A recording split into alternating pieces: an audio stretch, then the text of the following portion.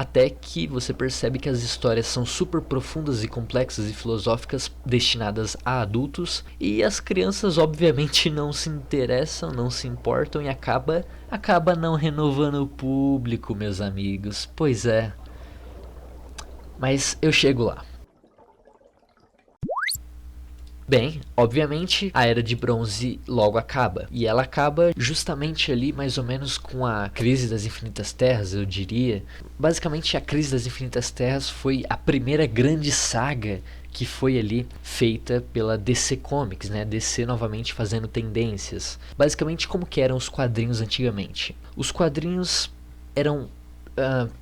vão aqui, ó. Calma aí. Eu vou pegar um negócio. Aqui. Me dá esse microfone. Aqui, na minha mão, ó. Vocês estão vendo isso aqui? Na minha mão eu tenho um quadrinho. Não é nem de super-herói. Isso aqui é do Chico Bento, maluco. Ó. História do Chico Bento. O Terror dos Rios e o Mistério do Pântano. Edição 27 e edição 29. Pois é, eu perdi a edição 28, mas tá valendo. É o que eu quero... Ó. Esse aqui é uma historinha curta de 3 edições do Chico Bento.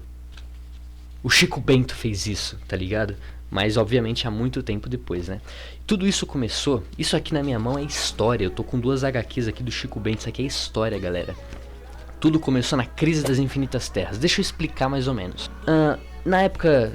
Na Era de Ouro, Era de Prata, era... Até o começo da Era de Bronze, as HQs, elas tinham... Deixa eu ver quantas folhas tem uma HQ aqui do Chico Bento. Tem 66 folhas.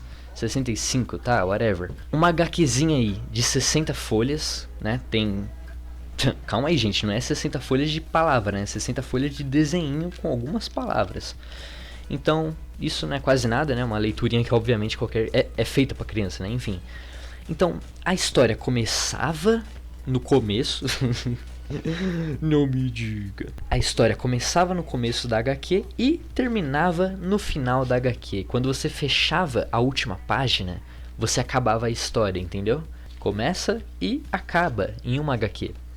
Isso é uma HQ única, né? Uma HQ solo. Não existia isso de número 1, número 2, número 3 e por aí vai. Não, era uma coisa só, tudo uma coisa só. Só que tava virando muita confusão, porque lá na DC... Eles tinham dezenas, centenas, milhares de HQs saindo a todo momento. Os fãs já não sabiam mais o que eles estavam acompanhando, basicamente. E tipo assim, obviamente as mensais estavam ali e tal, mas elas não eram histórias contínuas, entendeu? É isso que eu tô falando. E tinha todo tipo de coisa, assim, sabe? Todo tipo de história. Tinha história que o Superman engravida a Lois Lane e tal, que já quebra aquela teoria maluca do Twitter, que há um tempo atrás, que eu não vou citar. Mas tinha tanta confusão, era tanta história, tanta coisa, tanta... que os caras da editora estavam ali arrancando os cabelos. Então, eles decidiram acabar com tudo isso e fizeram a Crise das Infinitas Terras. A Crise das Infinitas Terras basicamente foi um evento que destruiu todos os universos paralelos, porque todas essas histórias se passam em universos diferentes, né, para dar desculpa de poderem existir ali diferentes tipos de personagens. E aí eles acompanhavam pequenas historinhas deles. Mas enfim, a Crise das Infinitas Terras, ela tinha várias edições, 1, 2, 3, 4, 5, eu não sei exatamente quantas. No final dela, tipo assim, todo mundo tinha que ler aquela, porque se você não lesse, você não ia entender nada. Você viu o começo, 2, 3, 4, e mudou tudo depois daquilo, né? Aí ficou uma só linha cronológica. Claro que depois eles bagunçaram tudo e tal, mas virou tendência, todo mundo fazia depois disso, sabe? Isso foi ali o que marcou ali mais ou menos o fim. Tipo, obviamente não foi isso e tal, meio que foi natural a mudança da Era de Bronze pra Era Moderna, mas é algo tão marcante que eu consideraria, sabe? Mas enfim, a gente vem pra Era Moderna, que foi algo bem natural, que tava precisando dar uma renovada, porque já não fazia mais sentido, porque o começo da Era de Bronze era totalmente diferente do final da Era de Bronze, sabe? Então não fazia mais sentido chamar de Era de Bronze e mudaram pra Era Moderna. A Era Moderna começou lá por década de 80, assim, tals, né? Na época do Star Wars, o Império Contra-Ataca. E vem até hoje, né? Today, até os dias atuais. A propósito, eu tô aqui, tô aqui com essa revistinha do Chico Bento. Leiam. Essas 3 edições são muito boas. Eles estão ali tentando pegar o lambari gigante, enfim. Mano, tem até zumbi, mano, olha isso. Pra quem aí gosta de The Walking Dead, mano, The Walking Dead é Nutella, mano. Raiz é assistir, ó. É ler Chico Bento do Pântano. Como é que é o nome? Chico Bento e o Mistério do Pântano, mano. É isso aí, pra caçar a chupeta da mula. Pois é, só quem leu vai pegar a referência. Ninguém. Era moderna, descabelou tudo. As crianças que liam na Era de Ouro já estavam tudo adulto chato, velho chato. E eles criam histórias profundas e complexas sobre os mesmos personagens. Pois é. Basicamente, esses fãs antigos aí, eles não gostam ou não gostariam de ver novos personagens, novos super-heróis. Eles querem ver os mesmos super-heróis, só que em histórias diferentes. O que é muito engraçado se você for parar pra pensar que toda história boa tem um fim. Só que, né, já deixou de ser bom. Ó, não, brincadeira, ainda tem história boa, mas tipo, já deixou de ser bom assim. Tipo, não era bom encerrar? Eu acho que era, né? Tudo bem, ó, joguei pro ar. Aí, ó, se alguém quiser acatar algum dia essa minha dica, eu que dei a dica primeiro, hein? Mas enfim, eles não aceitam aí novos personagens serem criados, tipo assim, os velho pai não lê, entendeu? Pessoas novas, tal, geração aí, lê. Só que quem é tryhard, assim, daquela época, definitivamente não lê coisa nova, personagens novos, só os antigos em novas histórias, histórias profundas e complexas e por aí vai. Só que o que acontece? As histórias estão definitivamente focadas nesse público mais velho, que é o público que paga, só que o público vai morrendo. Literalmente, o público vai morrendo, tipo, vai abaixando as vendas. Claro que não é só por isso, né? Obviamente o pessoal vai parando de ler também. Mas o que acontece? O público não se renova. Não tem criança nova entrando, sabe? E tudo bem, sabe? Faz parte. É o que acabou, tipo, era inevitável. Ou era, tipo assim, ou a indústria comics morre daqui a uns 10, 20 anos, talvez menos, talvez daqui a 2 anos, ou ela morria mais pra trás, ou ela morria lá nas outras eras, sabe? Mas ok, sabe? Tudo morre um dia, não é isso? Mas ok, a minha teoria cabulosa, que eu dei a maior introdução do mundo pra começar a falar sobre isso, é o seguinte: Marvel Studio vai ter um declínio tanto quanto tiveram aí. O cinema vai ter algo parecido com o que foi as eras dos quadrinhos, porém com algo extremamente diferente. Temos que pensar que na era de ouro, na era de platina mesmo, o pensamento das pessoas era diferente, né? Os super-heróis eram místicos, eram divinos, eram super-heróis, literalmente super-heróis. Só que aos poucos eles foram, né, ficando ali um pouquinho mais na deles, meio chorosos, né, meio problemáticos, com os problemas mais reais, né? E isso, meus caros, moldou, para o bem ou para o mal, a indústria, certo? Isso aí não há como negar. Só que a gente começou a nossa era de ouro dos cinemas, da Marvel, já na era moderna. Então a gente está na era de ouro da era moderna. Só que a era moderna está em declínio também. E a era de ouro veio. Só que os filmes de super-heróis cresceram a um nível alarmante. No bom sentido, tipo, cresceram muito.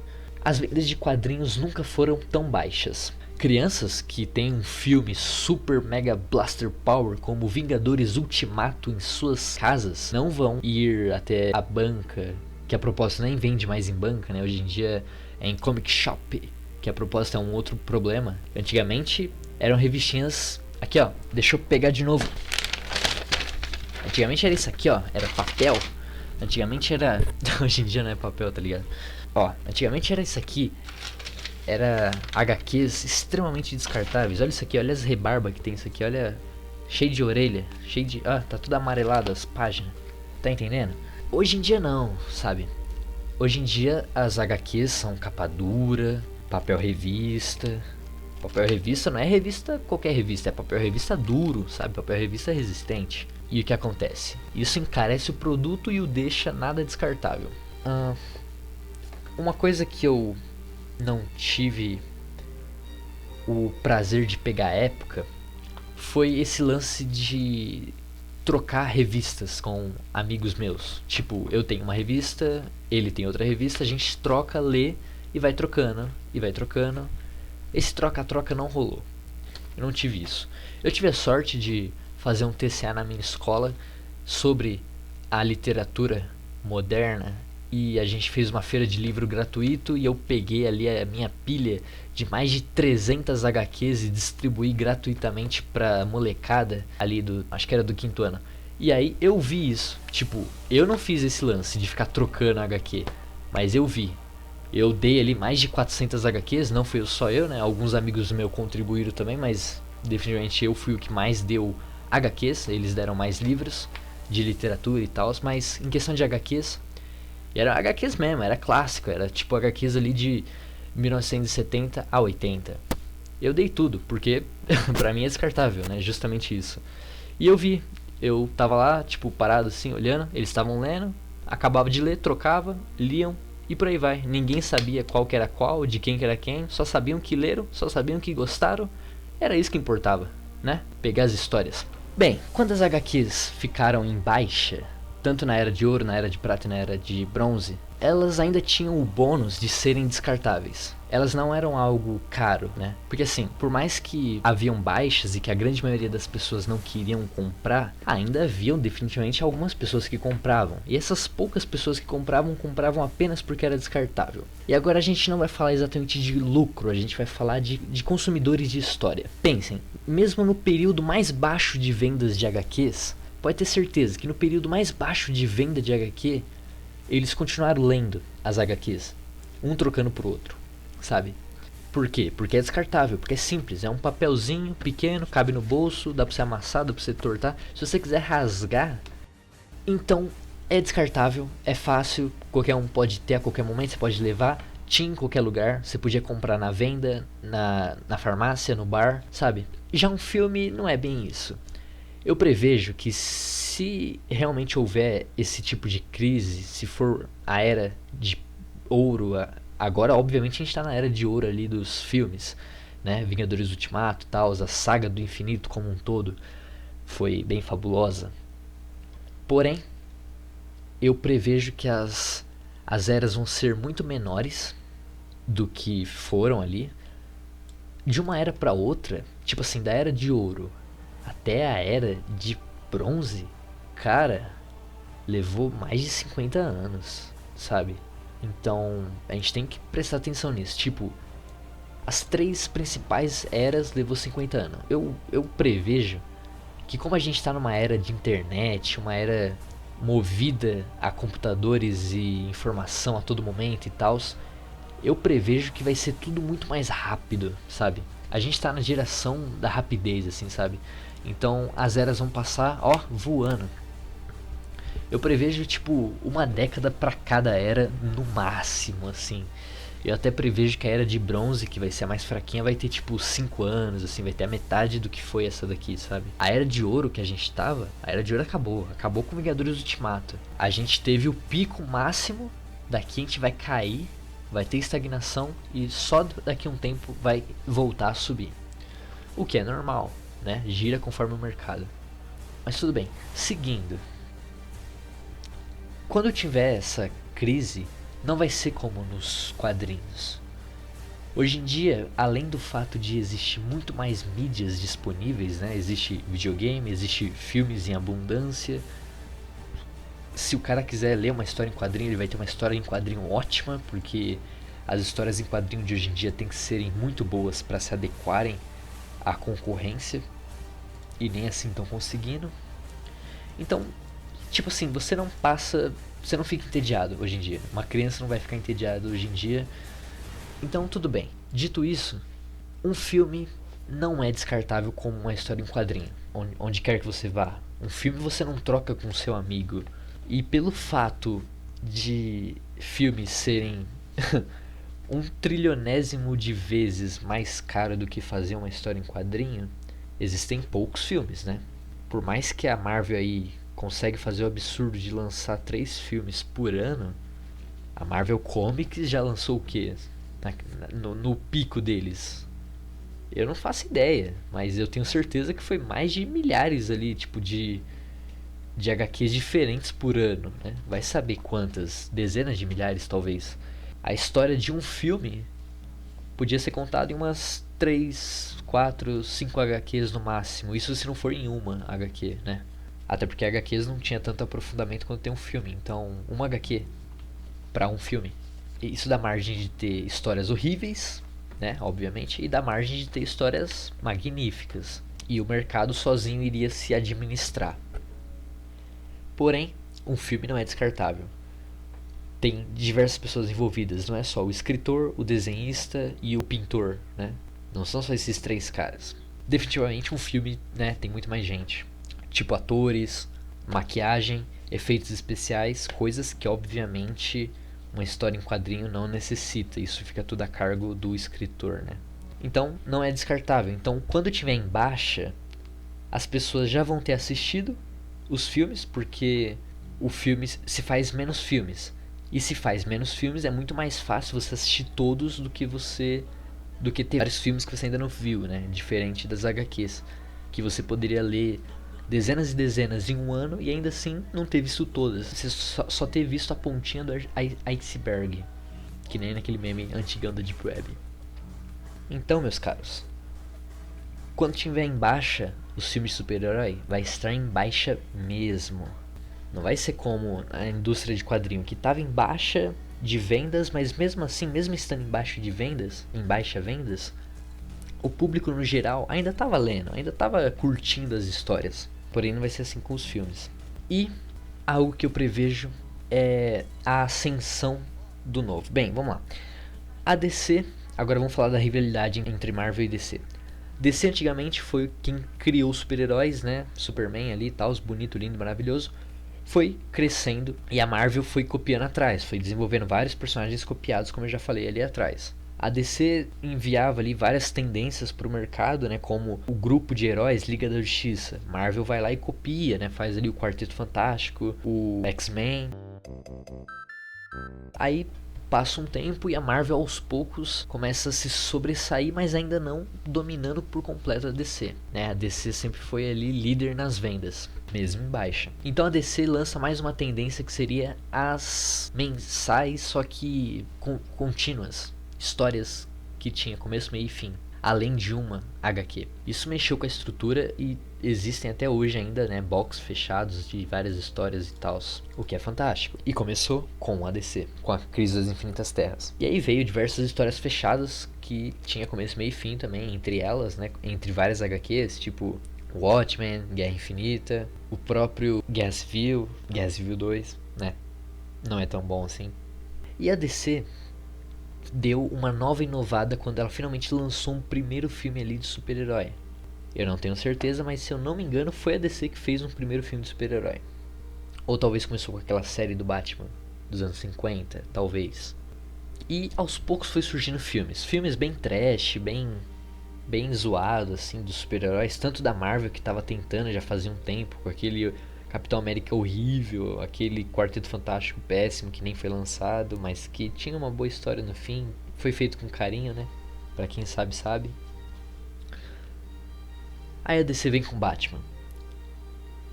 O Batman foi bom, agradou ali e tal, o Coringa foi muito bom. Eu não vou ficar falando aqui, né, rasgando seda, porque todo mundo sabe que o filme é legal. Só que a DC foi se perdendo no meio do caminho, né? Bem, enfim, a Marvel viu que dava pra fazer, fez o Blade, fez sucesso, fez o Blade 2, não fez sucesso, fez o Blade 3 e ninguém gostou. Mas aos poucos foi tendo, sabe? Tipo, por mais que tava chegando, foi indo, sabe? E o pessoal tinha meio vergonha de fazer filme de super-herói, né? Tinha aqueles uniformes pretos do X-Men, né? Aí veio Batman do Nolan, né? Que todo mundo adorou. Finalmente ali um filme de super-herói tinha sido ovacionado e ganhado um prêmio reconhecido ali pela maioria das pessoas, que é o Oscar. Um prêmio notável dessa vez, né? Um prêmio póstumo ali pela Heath Ledger, o Coringa, né? O melhor Coringa até hoje. Mas tudo bem. A Marvel ali foi comendo pelas beiradas nos filmes até que finalmente ali lançaram alguns X-Men que fizeram sucesso. Não, mentira. Finalmente lançaram o nosso querido Homem de Ferro, que é o símbolo aqui deste vídeo hoje. Ele começou tudo. O Homem de Ferro foi criado ali em 63, né? Obviamente na Era de Prata, que foi onde mais personagens foram criados, né? E é uma das principais inspirações aí do universo da Marvel hoje em dia, né? Tanto que o Stan Lee, que é o principal símbolo, né? E querendo ou não, o Stan Lee fez a Marvel ser o que é hoje, né? Tanto que ele aparece nos filmes, ele é o símbolo e tal. Ninguém pode desmerecer o que ele fez, sabe? O que ele fez é incrível e isso não é um documentário do Stan Lee, existem diversos documentários, então se você não conhece, dá uma conferida. Ele fez bastante coisa interessante. Quando ele fez o Quarteto Fantástico, ele quase ia sair e tal, aí a mulher dele falou, não, faz aí um último, faz o que você quiser fazer. Tipo, ele tava cansado de fazer as mesmas coisas, aí a mulher dele falou, não, já que você vai sair de qualquer forma, faz uma última coisa que você gosta. Aí ele fez o Quarteto Fantástico e foi incrível e todo mundo gostou. Aí ele falou, quer saber? Eu fico e vou fazer daqui a um tempo uma franquia bilionária de filmes. Bem, visionário, né, de qualquer forma. E os filmes tiveram aí uma crescente, né? Bem, aí a gente vem pro que vai ser o futuro ali da Marvel. A Marvel está em silêncio absoluto. A Marvel vem tropeçando ali, né? A Marvel tá sob a asa da Disney, como a gente sabe, e a Disney vem tropeçando muito recentemente, né? Mulan, aquele fracasso cômico demais, né? Muito cômico. Mano, é engraçado, foi engraçado. Fracasso de bilheteria, fracasso ali de crítica, fracasso de opiniões de crítica, tanto pelos críticos em si, quanto pelo público. Mulan live action, oh meu Deus, mas beleza.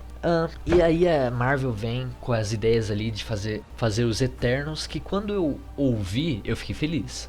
Eu falei, nossa, os Eternos vai ser legal. Só que aí eles ficam começando a mudar algumas coisas que a gente já fica um pouco receoso, né? Mas vamos aguardar pra ver como é que vai ser. Porém, aquele lutador ali de uma luta meio livre, aquele estilo samurai, né? Ali tentando dar uma pegada igual ao Mulan, né, da Marvel. E também, mas também é isso, sabe? Eles estão investindo ali em coisas que o pessoal geralmente não conhece, né? O que tá certo, fizeram isso com Guardiões da Galáxia e foi um sucesso. Mas eles também estão fazendo algo que eu acho que seria impensável há um tempo atrás, que seria tornar séries canônicas aos filmes. Lembrando que o Kevin Feige é uma pessoa só, uma pessoa com 2 braços, 2 pernas, 2 olhos e uma boca. E até onde eu sei, só um cérebro, né? O cara é um gênio e tal, mas até onde eu sei ele só tem um cérebro. Kevin Feige, pra quem não sabe, é o nome do cara que é o showrunner da Marvel, né? Ele controla tudo e todos que tem a ver com a Marvel. Ele que pensou nesses filmes, ele que tá pensando nas séries. E eu não sei como que o cara vai se desdobrar para conseguir fazer tantos trabalhos e tantos serviços aí. Vai ter que se dividir em dezenas de pedaços. Ou logo logo ele revela que ele é um clone e existem outros dezenas de clones igual ele que trabalham no mesmo sentido. Pode ser que seja, mas até lá vamos ficar no aguardo. E eu venho aqui com novas informações em breve. Mas de resto, meus caros, eu acho extremamente perigoso isso, porque a DC tá começando a se redimir. Eu não vou nem falar sobre DC no cinema porque eu quero que esse vídeo seja rápido, pra ser sincero, mas eu também não estaria afim de falar sobre DC. DC teve muito fracasso, tá dando voltas e voltas ali no Snyder Cut. Snyder Cut. Mas eles estão dando a volta por cima. The Batman está chegando, né, com o molequinho do Crepúsculo e do Harry Potter. É o Cedrico Diggory e o vampiro aleatório, Vila Sésamo, sei lá. E estão chegando aí com The Esquadrão Suicida, né? O Esquadrão Suicida aí, com o mesmo diretor de Guardiões da Galáxia, que foi um sucesso, né? E eu vi o trailer, e aquele trailer, nossa, tá sabor bolo francês, tá muito bonito aquele trailer. Você consegue sentir o aromatizante daquele lugar. É perfeito, sabe? Tipo, tá muito legal. E eu acho que vai ser incrível. Eu não faço ideia de como eles vão contornar o fato de eles já terem tentado criar um universo, desistirem no meio do caminho, tentarem novamente, desistirem de novo e recomeçarem. A gente não sabe. Eu tô me sentindo no Império Romano em declínio, onde onde as cidades-estados se perdiam, o imperador mandava uma coisa, os generais faziam outra, os pretorianos estavam ali em guerra entre si, enquanto os próprios exércitos marchavam, os bárbaros vinham comendo pelas beiradas, esperando eles baixarem a guarda. A DC pra mim é isso, é uma confusão, você não sabe em qual barco você pula, você não sabe em qual exército você fica, você não sabe em qual cabine você fica pra assistir. E você não sabe se essa cabine que você está assistindo é importante para as outras cabines. Será que o filme da Mulher Maravilha novo vai se passar no mesmo universo que a Mulher Maravilha ali da Liga da Justiça fracassada que eles fizeram? Vai saber. Ninguém sabe. Quem se importa também, né? Mas eu tenho a impressão de que a Marvel não será superada pela DC por méritos da DC, e sim por deméritos da própria Marvel. Seguindo o exemplo do Império Romano, todo bom império cai por dentro. Todos os impérios, se vocês forem parar para pensar. Por exemplo, os mongóis. Os mongóis foi um dos maiores impérios do mundo. Eles estavam ali um pouco abaixo da Rússia e se espalharam por quase toda a Ásia, indo de ponta a ponta, entrando na Europa um pouquinho, e ali do Gengis Khan e tal. Só que o Gengis Khan que organizou tudo isso, ele era o principal cabeça disso tudo. Depois que o Gengis Khan morreu e todo o território foi dividido entre os filhos e netos e bisnetos dele, eles fizeram coisas horríveis, porque tipo, eles não sabiam administrar, não tinha como administrar, porque Gengis Khan era uma pessoa só e tinha várias pessoas agora tomando conta. Eles simplesmente não conseguiam se mexer e começaram a brigar entre si, né? Obviamente, como todo bom império, ele caiu por dentro. O império lutou entre si, ficou fraco e pá, tomou. Todo bom império é isso. Sinto que a Marvel vai cair por dentro. Eles estão querendo se expandir. E como a gente bem sabe, quanto mais mídias tiver, a gente já viu ali nos quadrinhos, né? Quanto mais quadrinho tiver, mais dá margem para ficar quadrinhos ruins.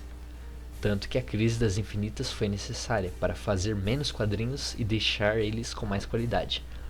Porque era melhor ter menos quadrinhos com mais qualidade do que ter um infinitésimo de quadrinhos, só que quadrinhos descartáveis.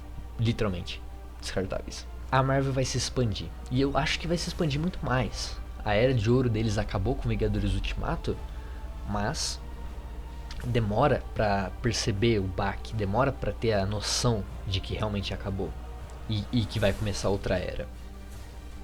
Nós, digamos que a gente tá na era de baixar um pouco, na era da estagnação. Acho que agora é estagnação, daqui a pouco abaixa o nível. Talvez tenha alguns picos, mas depois mais estagnação. É o que eu prevejo para os próximos 5 anos da Marvel.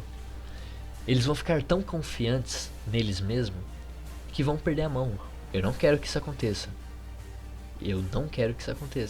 De novo, tá? Eu não quero. Essa é apenas a minha teoria de terror e Dia das Bruxas e Sexta-feira 13.